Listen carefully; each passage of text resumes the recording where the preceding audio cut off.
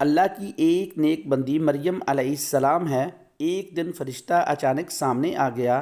مریم علیہ السلام اسے دیکھ کر ڈر گئی اور کہنے لگی، میں اللہ کی پناہ مانگتی ہوں، کون ہو تم؟ کہاں سے آئے ہو؟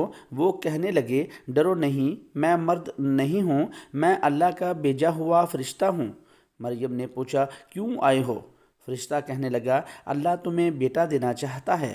وہ کہنے لگی، توبہ توبہ، مجھے بیٹا، میری تو شادی نہیں ہوئی ہے، مجھے کسی مرد نے آج تک ہاتھ نہیں لگایا، تو یہ کیسے ہو سکتا ہے؟ فرشتہ کہنے لگا، اے مریم، تیرا رب کہہ رہا ہے، کوئی مسئلہ نہیں، ابھی ہو جائے گا۔ جبرائیل علیہ السلام نے ایک پھونک ماری، ادھر پھونک پڑی، ادھر حمل ٹھہر گیا۔ اس کو 9 مہینے اٹھاتی تو کس کس کو جواب دیتی؟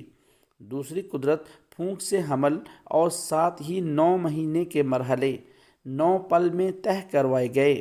جب حمل کا درد اٹھا تو وہ بھاگی، کھجور کے نیچے جا کر بچے کو پیدا کیا۔ جب بچہ پیدا ہو گیا تو پریشان ہو گئی، اب شہر کیا منہ لے کر جاؤں گی؟ جبرائیل علیہ السلام نازل ہوئے اور کہنے لگے، غم نہ کر، وہاں ایک چشمہ پیدا کیا، کہا کہ کھاؤ پیو اور آرام کرو، اب اس کو لے کر شہر جاؤ۔ انہوں نے کہا، میں کیسے جاؤں، کیا جواب دوں؟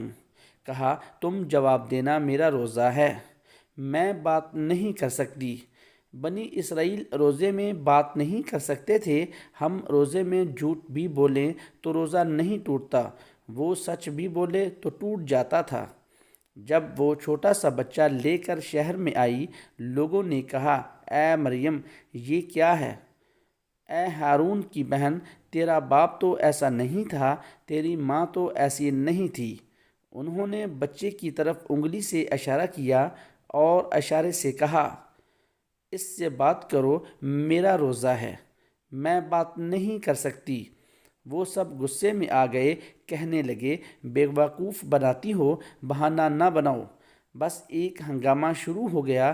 عیسیٰ علیہ السلام کی تقریر پر اللہ کی تیسری قدرت، وہ ماں کی گود میں ایک فصیح تقریر کر رہے تھے، میں اللہ کا بندہ ہوں، میں کتاب والا ہوں، میں نبوت والا ہوں، میں برکت والا ہوں، ماں کا فرما بردار ہوں، میں سلامتی والا پیدائش کے دن، سلامتی والا موت کے دن، میں سلامتی والا قیامت کے دن۔